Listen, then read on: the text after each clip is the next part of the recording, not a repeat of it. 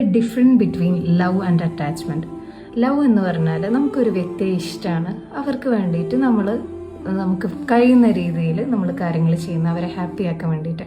അത് അവരുടെ ഫ്രീഡം മുടക്കിയതുകൊണ്ടോ നമ്മുടെ ഫ്രീഡം, നമ്മുടെ ഇഷ്ടങ്ങൾ മറന്നുകൊണ്ടോ അല്ല, എന്നാൽ നമ്മൾ അവർക്ക് വേണ്ടിയിട്ട് കാര്യങ്ങളെല്ലാം ചെയ്തു കൊടുക്കുന്ന സ്നേഹത്തോടെ.